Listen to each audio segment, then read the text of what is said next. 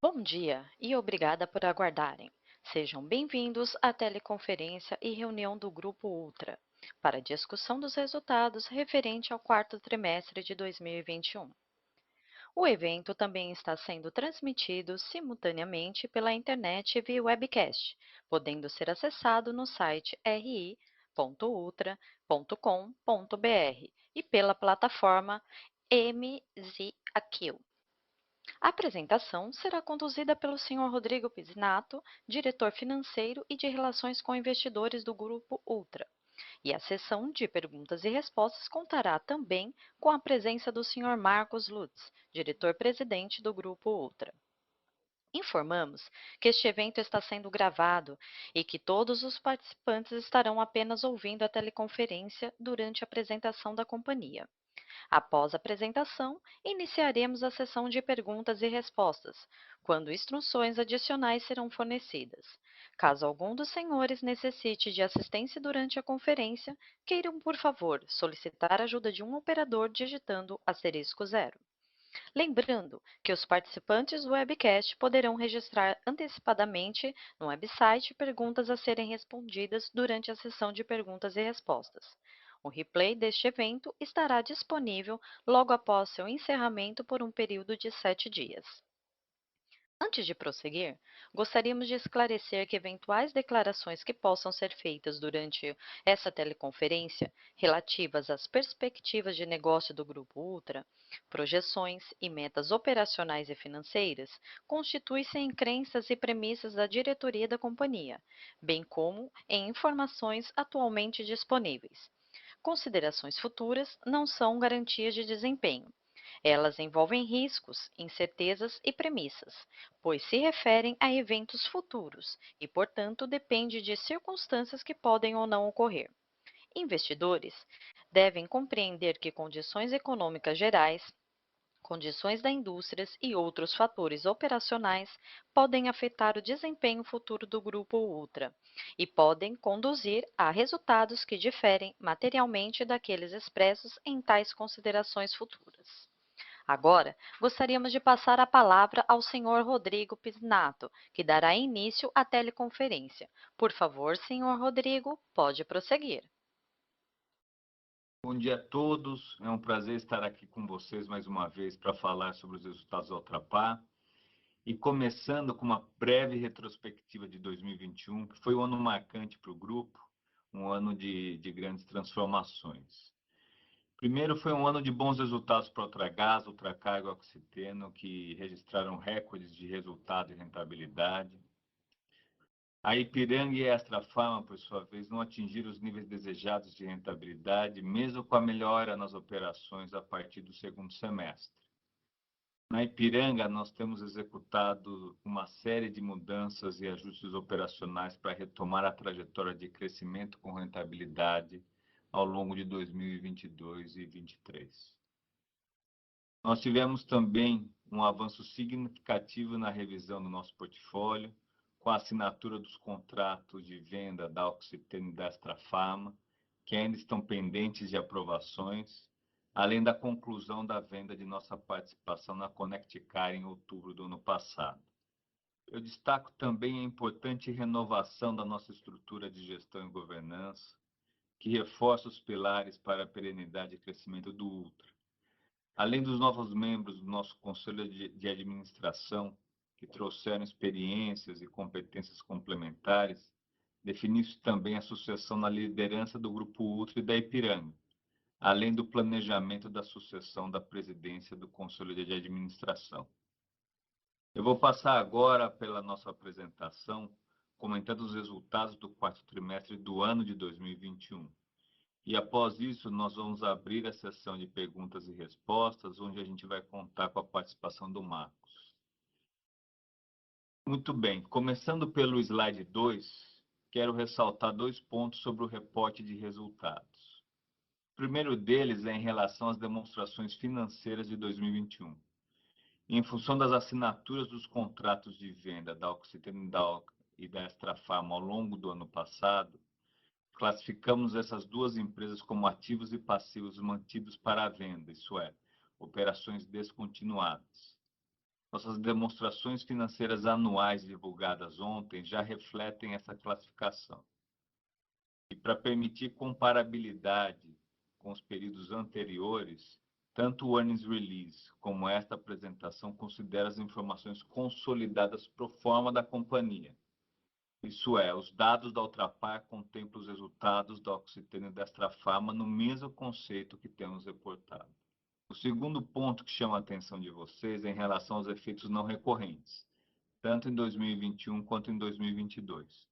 Nós tivemos alguns impactos pontuais que afetaram nosso resultado e ao longo do ano explicitamos em nossas divulgações.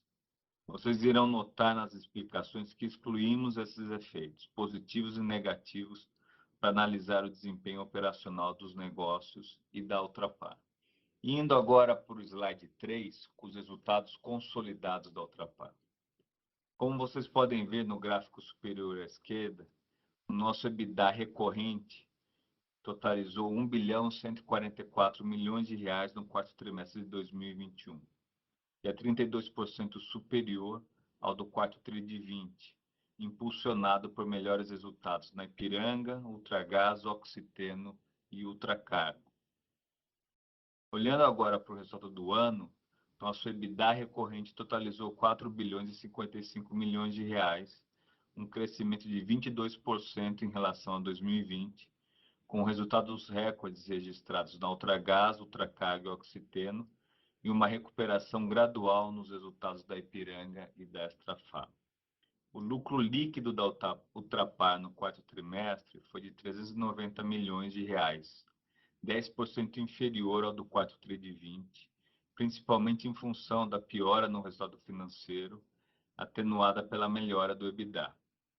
Essa piora no resultado financeiro decorre de maiores créditos tributários extemporâneos no quarto trimestre de 2020, que totalizou 160 milhões de reais naquele trimestre.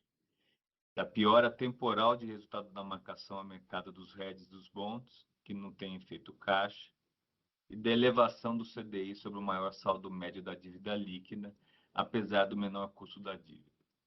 Em 2021, o lucro líquido da Ultrapar foi de 884 milhões de reais, 5% menor que o de 2020, devido à piora do resultado financeiro e ao impairment da Extrafarma, que também não tem efeito caixa, efeitos esses atenuados pelo maior EBITDA. O nosso Conselho de Administração, como já comunicamos, aprovou o pagamento de 186 milhões de reais em dividendos referentes ao segundo semestre do ano, equivalentes a 17 centavos por ação. Os investimentos no ano de 2021 totalizaram 1 bilhão e 900 milhões de reais, montante 27% superior ao de 2020, em linha com o plano que nós divulgamos em dezembro de 20 para o ano, concentrados na Ipiranga, Ultracargo e Ultragaz. Nós tivemos uma geração de caixa operacional de 2,6 bilhões de reais em 2021, em comparação à geração de 3,1 bilhões em 2020. Esta menor geração decorre dos investimentos feitos em capital de giro ao longo do ano, que foram necessários após os aumentos seguidos de custos de combustíveis, do GLP e das matérias-primas, apesar do maior EBITDA do ano. Eu passo agora para o slide número 4, para falar da gestão do endividamento. Nós encerramos o ano com uma dívida líquida de 11 bi e 700 milhões de reais, um aumento de aproximadamente 1 bilhão e 200 milhões em relação à dívida líquida de 31 de dezembro de 2020. Esse aumento é explicado por três fatores: o pagamento de dividendos em 2021 no valor de 698 milhões de reais, a piora no resultado financeiro, que comentei no slide anterior, com impacto de 219 milhões, e a variação cambial sobre a parcela dos bonds designada para hedge account. A taxa de câmbio passou de 5,20 em 31 de dezembro de 20 para 5,58 em 31 de dezembro de 21, aumentando em 201 milhões de reais a posição de dívida sem efeito caixa. Ao longo do ano, nós realizamos ações de gestão de endividamento para melhoria do resultado financeiro, como o retorno ao mercado de emissões incentivadas, com emissão de debêntures de infraestrutura e uma operação de CRA, e o pré-pagamento de algumas dívidas com custo mais alto. Nós reduzimos também o patamar de caixa excedente, que reduziu efeitos de custo de carregamento. Com essas ações somadas, o custo médio da dívida passou de 154% do CDI em 2020 para 114% do CDI em 2021.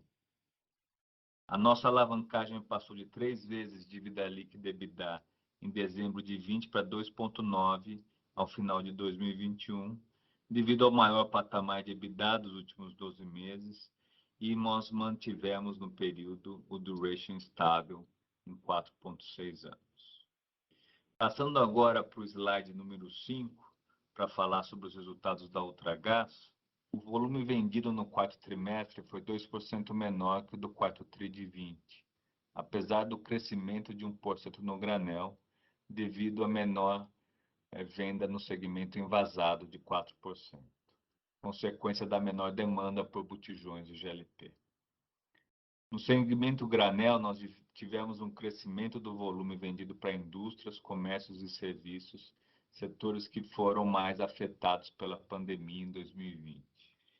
Em 2021, o volume vendido foi 1% inferior ao de 2020, com redução de 4% no segmento envasado, fruto da maior demanda por botijões de GLP em 2020, principalmente nos períodos de maior isolamento social, e crescimento de 5% no segmento granel, reflexo das maiores vendas para indústrias, comércios e serviços. O SG&A da Ultragaz no quarto tri de 21 foi 6% maior que o do quarto tri de 20, com maiores gastos com pessoal, de PDD, decorrente de atualização de parâmetros contábeis, e maiores despesas com comissões de vendas e com fretes, atenuados por menores despesas com tecnologia da informação. O EBITDA da Ultragaz foi de R$ 222 milhões no trimestre, 44% maior que o do quarto tri de 20, em virtude dos repasses dos aumentos de custos de GLP, atenuados por uma maior concentração de despesas nesse trimestre. Em 2021, o EBITDA da Ultragaz foi de R$ 729 milhões, similar ao patamar reportado em 2020, principalmente em função de maior eficiência operacional e de gestão de despesas. Para o trimestre corrente, a expectativa é de continuidade de crescimento de resultados em relação ao primeiro tri de 21, sustentados pela maior eficiência operacional, apesar de uma demanda por envasado mais contraída. Passando para o próximo slide, o número 6, vamos falar agora de mais um trimestre de bons resultados da Ultracargo. A capacidade estática média atingiu 917 mil metros cúbicos no quarto tri de 21, um crescimento de 9% na comparação com o quarto tri de 20, consequência da entrada em operação no terminal de Vila do Conde em dezembro de 21 e das expansões de capacidade de tancagem que fizemos em Itaqui nos últimos 12 meses. A receita líquida da Ultracargo foi de R$ 187 milhões no quarto trimestre, 13% superior à do quarto tri de 20, em função de reajustes contratuais de tarifas, do melhor mix de produtos e de terminais e das expansões mencionadas. Em 2021, a receita líquida da Ultracargo atingiu R$ 713 milhões, 11% superior a 2020, pelos mesmos fatores de reajuste de tarifas, mix e expansões. Os custos e despesas combinados foram 5% maiores que o do quarto tri de 20, resultado de maiores gastos com depreciação decorrentes das expansões de capacidade, além de maiores despesas com tecnologia de informação para suporte a projetos de ganhos de produtividade e transformação digital. Com isso, o EBITDA da Ultracargo foi de R$ 101 milhões no trimestre, 32% superior ao do quarto tri de 20, em razão das expansões com ganho de rentabilidade, de reajustes contratuais e de ganho de produtividade. A margem EBITDA atingiu 54% no quarto tri de 21, patamar bem acima dos 46% do quarto tri de 20. Em 2021, o EBITDA da Ultracargo alcançou o patamar recorde de R$ 396 milhões, um crescimento de 22% na comparação com o EBITDA recorrente de 2020. E para o trimestre em curso, nós esperamos a continuidade do bom desempenho operacional da Ultracargo, com resultados próximos ao dos últimos trimestres. Cabe destacar também que faremos um ramp-up gradual das operações de Vila do Conde ao longo do ano de 2022. Vamos passar agora, então, para o slide número 7, para falar dos resultados da Oxiteno. O volume vendido no quarto tri de 21 foi 6% inferior ao do quarto trimestre de 2020, devido principalmente à redução de 34% nas vendas de commodities, com a priorização de especialidades no mix de produtos em períodos de parada programada. O volume de especialidades químicas apresentou redução de 1%, fruto de menores vendas no segmento de higiene e limpeza, atenuadas por maiores vendas no segmento de agroquímicos. Nós tivemos também vendas 35% maiores nos Estados Unidos. Em 2021, o volume vendido pela Oxiteno foi 3% maior que em 2020, com um crescimento de 8% em especialidades químicas, impulsionado por maiores vendas nos segmentos de agroquímicos, tintas e vernizes, além de vendas 24% superiores nos Estados Unidos, enquanto as vendas de commodities apresentaram redução de 17% no ano.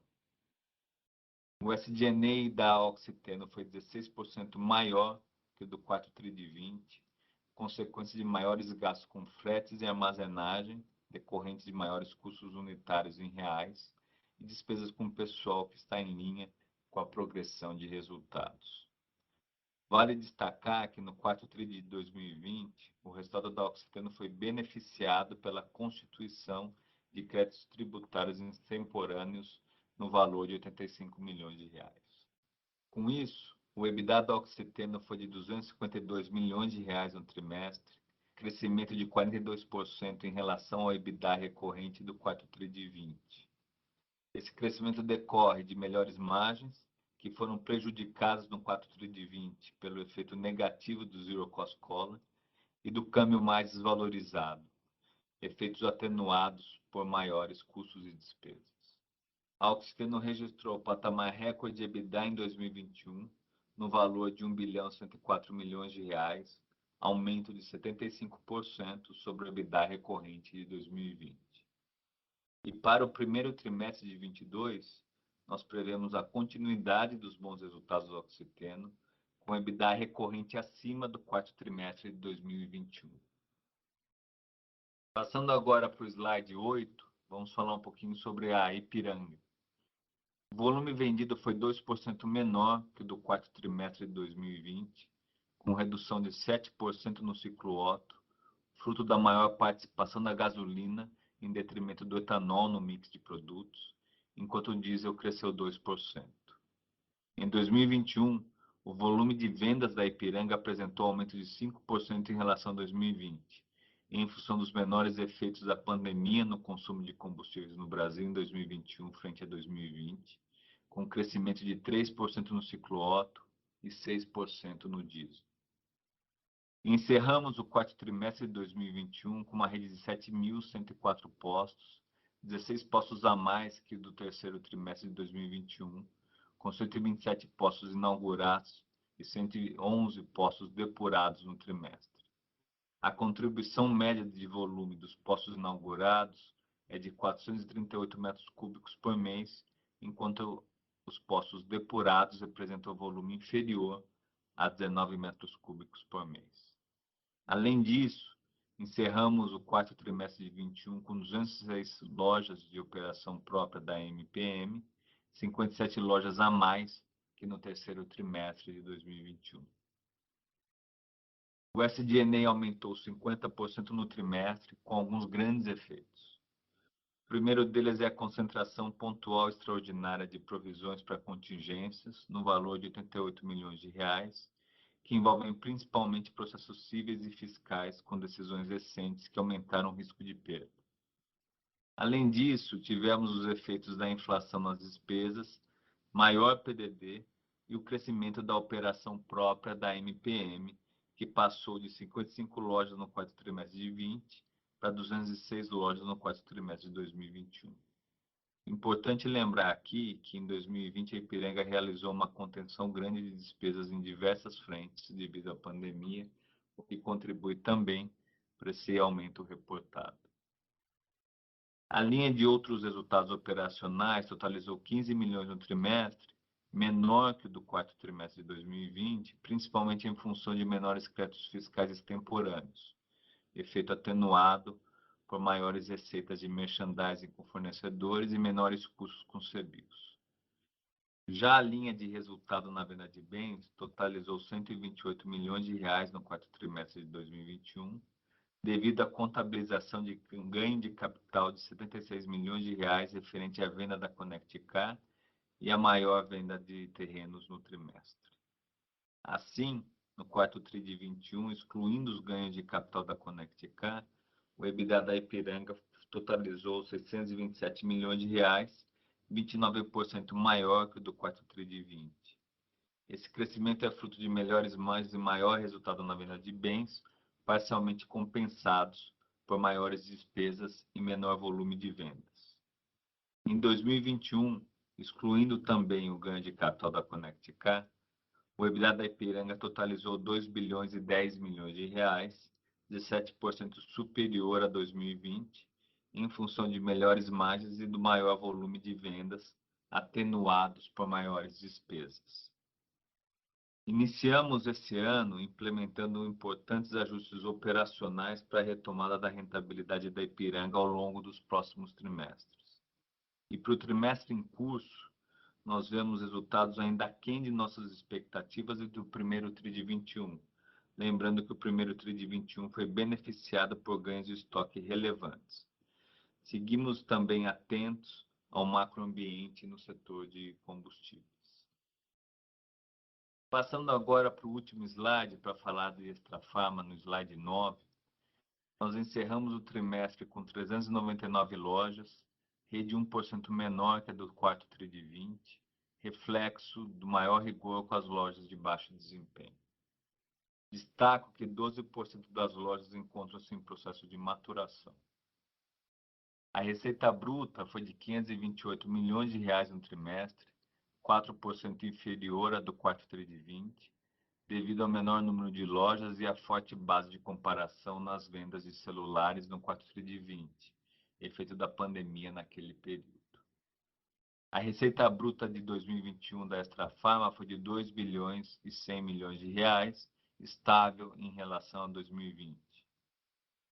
E nesse trimestre nós reconhecemos um impairment de ativos, sem efeito caixa, no montante de 33 milhões de reais, devido à diferença entre o valor contábil e o valor anunciado na transação com a Pague Menos, ainda sujeito aos ajustes de fechamento.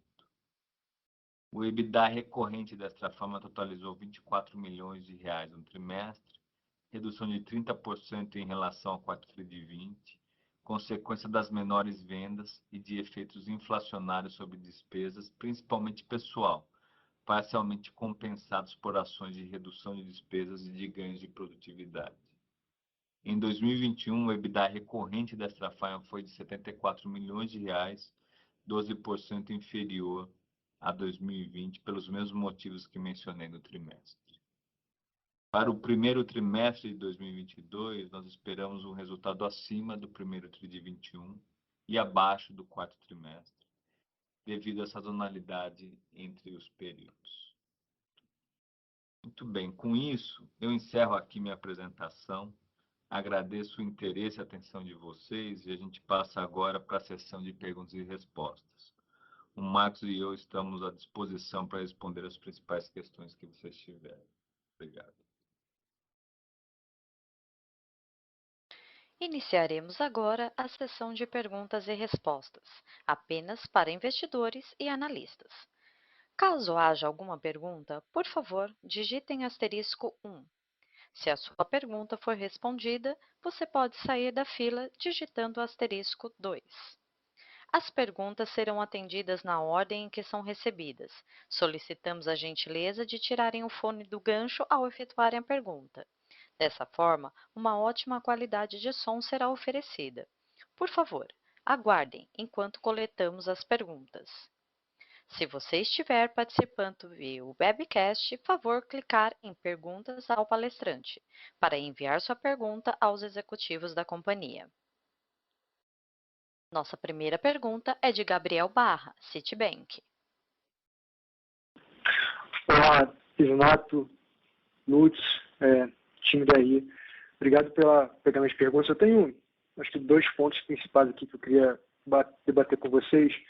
Acho que a primeira, talvez seja, talvez a maior preocupação hoje dos investidores com relação a Ipiranga, né? Quando a gente olha para a margem, realmente teve uma melhora relevante no último trimestre do ano, sem dúvida um ganho relevante em relação aos outros trimestres, mas quando a gente compara no relativo com, vamos dizer, com os 2 maiores competidores, e até com a Raíza, que já reportou resultado, foi um trimestre forte para todo mundo, e a Ipiranga, de certa forma, acaba ainda underperformando os principais peers do setor.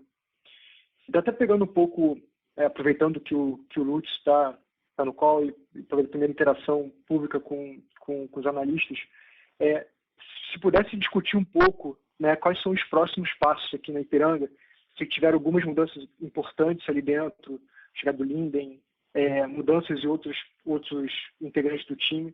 Então, se pudesse falar um pouco sobre qual que é o diagnóstico hoje em relação à Ipiranga e quais são os próximos passos, né? Historicamente, sempre se fala muito de sourcing, de pricing, mas se pudesse especificar um pouco mais o que é o plano para a companhia daqui para frente em relação à Ipiranga, acho que ajudaria muito a gente aqui a entender para onde vai a margem, para onde vai esse business no futuro. O segundo ponto que eu queria bater um pouco sobre, pegando um tema mais amplo aqui sobre alocação de capital e pensando no grupo como um todo, esse plano de desinvestir de Extrafarma, Oxiteno, e no passado tinha a oportunidade da compra da refinaria, que acabou não acontecendo. Eu queria pensar aqui, junto com vocês, entender um pouco a cabeça da companhia em relação ao que vai ser o futuro da Ultra.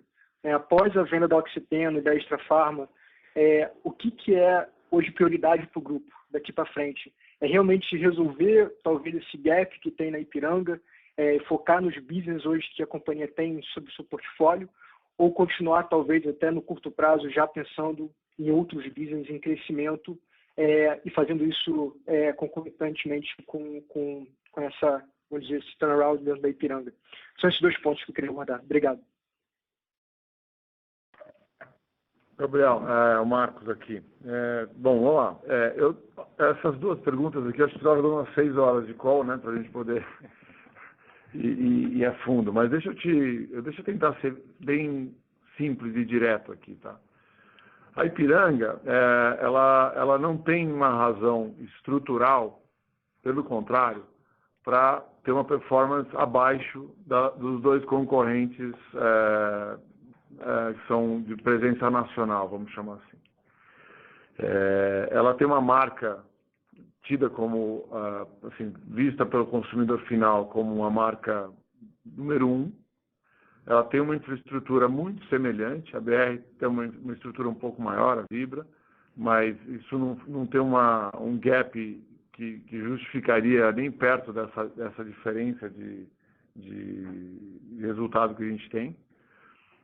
E ela tem, obviamente, uma questão de software, vamos chamar assim, de pessoas, gestão, processos, que precisa ter um catch-up, tá? Eu acho que a gente fez uma transformação muito relevante na organização da companhia. Eu estou muito confortável com o time que tem hoje tocando e os focos que cada um está tendo, né?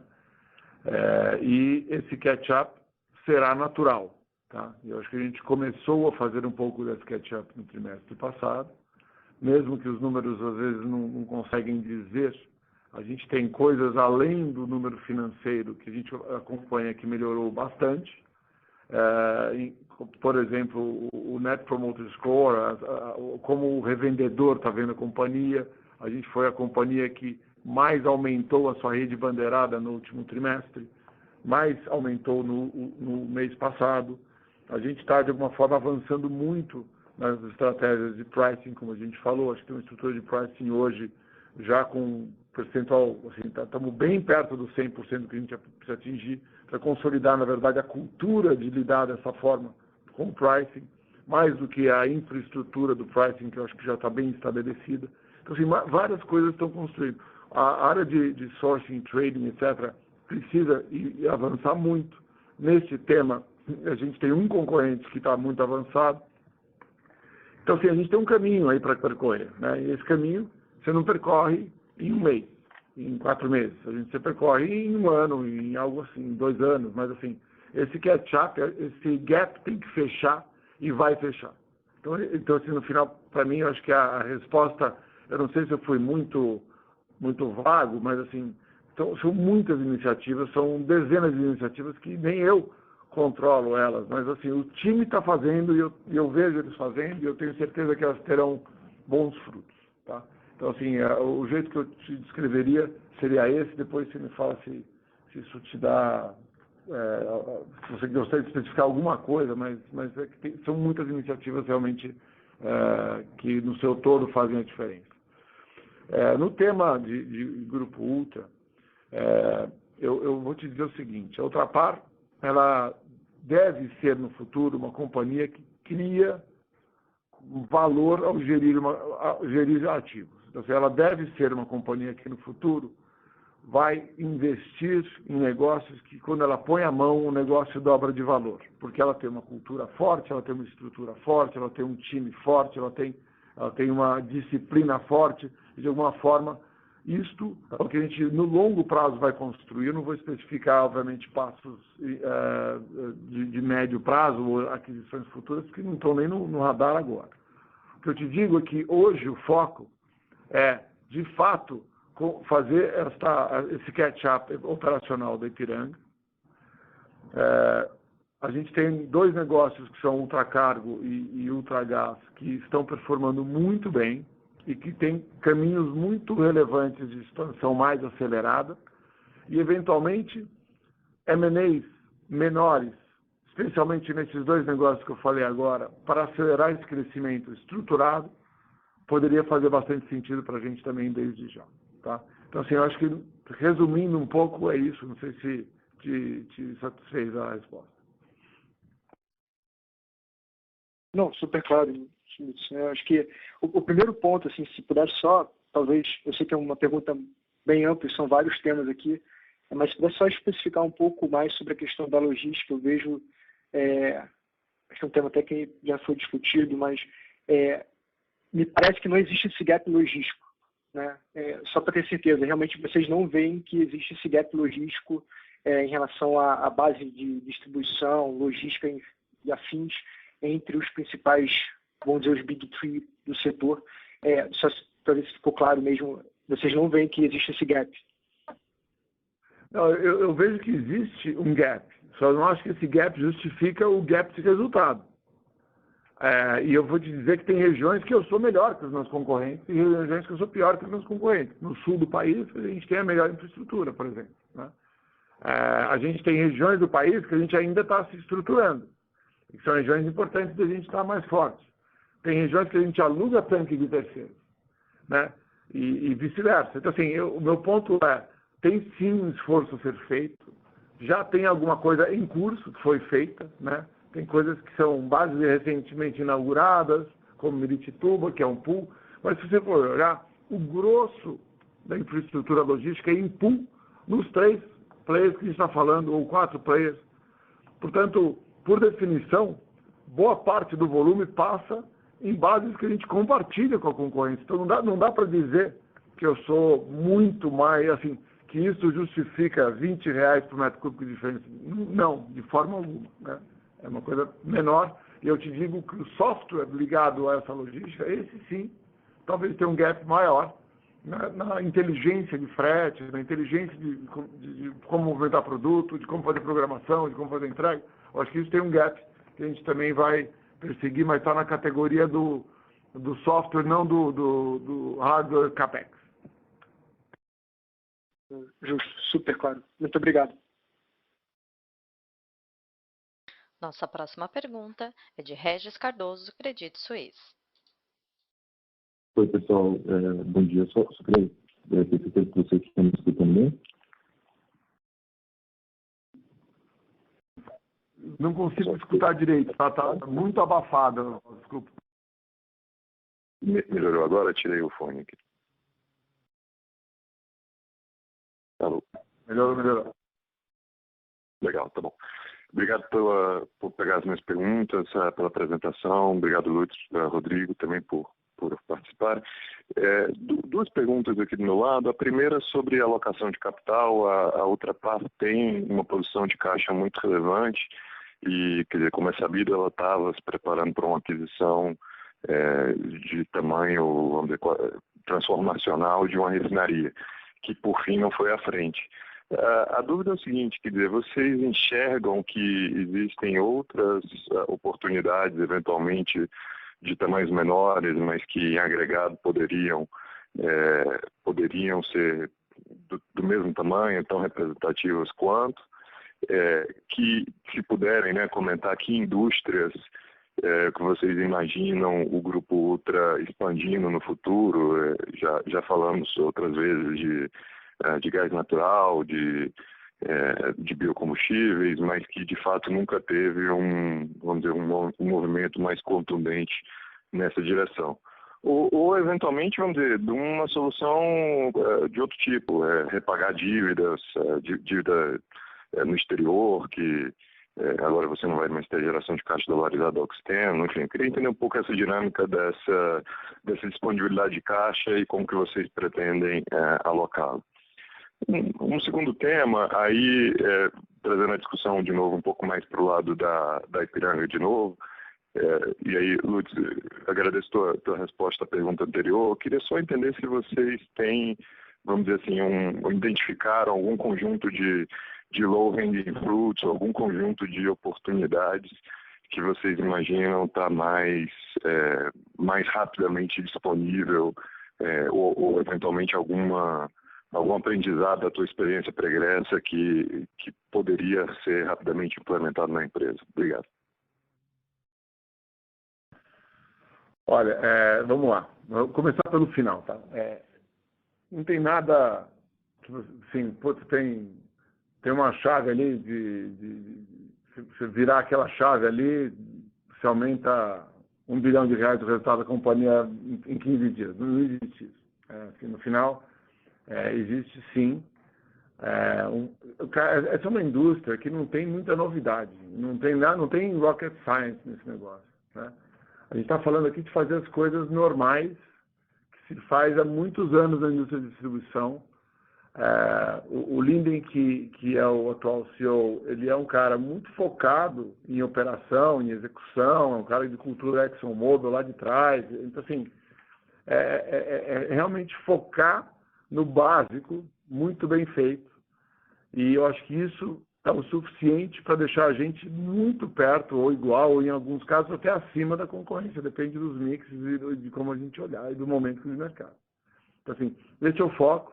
Eu não quero criar a expectativa de que em um trimestre tudo muda. Não, tá? Eu acho que a gente tem que fazer coisas estruturais na companhia. A gente está numa situação bem tranquila de falar que isso é factível, né? Não tem nada que falar, não, mas isso aqui agora, isso aqui é terrível. Eu acho que não. A gente tem uma relação com a revenda, que é uma relação histórica, antiga, com grandes vínculos, etc. Então, acho que esse ponto, que era um ponto de preocupação minha do lado de fora, hoje eu estou muito mais tranquilo e confortável com esse processo. O Linden está fazendo esse esforço também diariamente com o time comercial.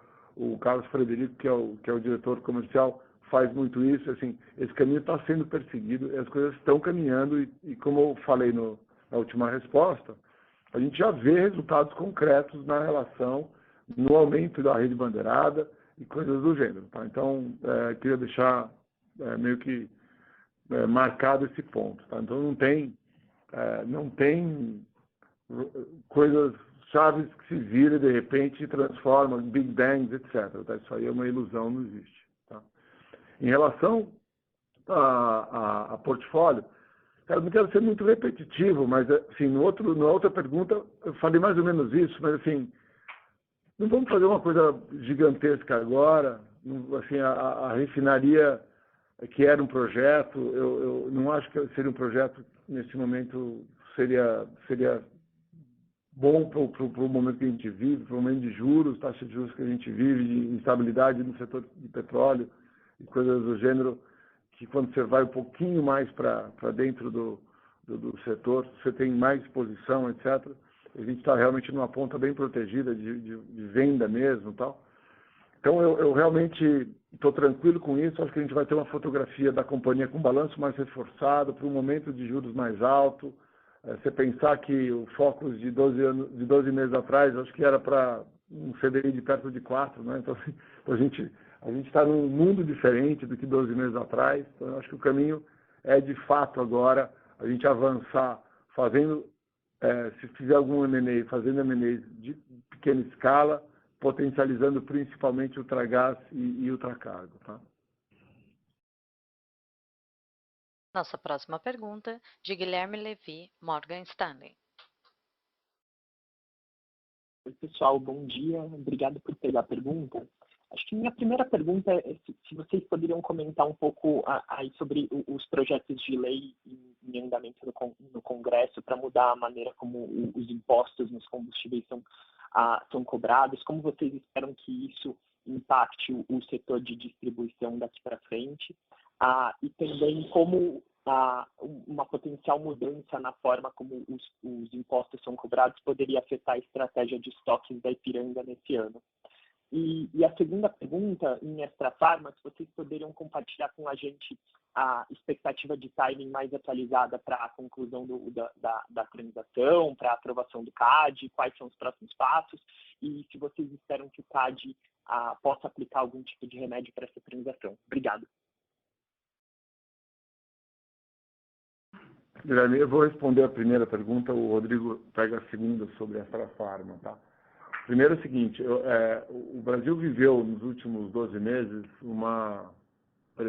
obviamente o Brasil não, acho que o mundo, né? Teve uma grande pressão de preço de combustível no mundo, que criou em diversos lugares do mundo uma discussão politizada e bastante difícil de acompanhar até, né? Os resultados finais. Aqui no Brasil a gente teve uma erupção de projetos de lei, projetos de medidas provisórias e regulamentações e coisas do gênero. E aqui a nossa observação e o nosso foco, obviamente, é numa maneira mais simples e mais leve de cobrar impostos de combustível, porque o modelo de distribuição no Brasil é muito impactado. Eu te diria que o Brasil deveria ter mais infraestrutura de distribuição de combustível e só não tem porque você tem um pedaço do segmento realmente fazendo evasão fiscal e criando um barulho absolutamente exagerado no setor, né? Então, acho que dentro dessa linha, eu vejo o projeto que está em votação como um projeto que dá uma organizada boa, ele não resolve, mas ele é muito positivo, na minha opinião, na linha de deixar mais fácil para que os governos cobrem os impostos, reduzindo um pouco os impostos, sim, em alguns casos, mas de fato fazendo ser mais simples. E eu vejo impactos positivos para o consumidor e positivos para um setor do lado do cara sério que quer fazer investimentos estruturais e crescer a capacidade do país de lidar com distribuição de combustível, tá? Então, eu vejo ele bem positivo, mas, obviamente, isso vai ser votado pós-carnaval, já está anunciado. Vamos ver como vai ser essa votação e como sai do lado de lá. Agora, vou passar para o Rodrigo. Bom dia, Guilherme. Obrigado aí pelas perguntas. Bem, sobre Extrafarma, a gente espera que a decisão do CAD ocorra no final do primeiro semestre, podendo escorregar para o terceiro trimestre. E como você deve ter visto, Alves, a transação foi declarada complexa pelo CAD, que é uma etapa regular aí no processo, e essa operação, né, essa declaração de complexidade não implica necessariamente em remédios. Mas se acontecer em remédio, a gente já tem uma previsão contratual para isso, e isso nada altera a nossa expectativa em relação à conclusão da transação. Ótimo, obrigado. Nossa próxima pergunta, Leonardo Marcondes, Itaú BBA. O pessoal consegue me ouvir? Sim. Alô? Opa, legal. Bom, obrigado por pegarem a minha pergunta. Eu tenho uma que, na verdade, é mais um follow-up da pergunta do Barra e do Red sobre a alocação de capital. Eu queria saber, na opinião de vocês, se existe algum setor mais atrativo que vocês estão avaliando aí, né? Ou, talvez, para não entrar tanto assim em detalhe, que alguma coisa que vocês não podem falar, mas existe pelo menos, vocês podem compartilhar se existe pelo menos algum setor que vocês consideravam atrativo e depois de se aprofundarem nas avaliações, passaram a não considerar tão atrativo assim? O mercado de gás, por exemplo, existe algum elo da cadeia que faça sentido para vocês? Acho que essa é a minha pergunta. Obrigado. Leonardo, então a gente gosta mais de setores com rentabilidade alta e risco baixo, né? Mas de qualquer forma, brincadeiras à parte, o que eu acho que a gente, um exemplo, pegando a sua pergunta na sequência, o mercado de gás natural, por exemplo, é um mercado que a gente acha interessante, mas a gente não vê uma entrada simples, né? Portanto, é um setor que a gente hoje, por exemplo, a gente não chegou a bidar na privatização da distribuidora do Rio Grande do Sul, que é uma região que a gente tem bastante presença, que a gente conhece bastante, etc., porque de alguma forma a gente não viu uma maneira de rentavelmente entrar num segmento.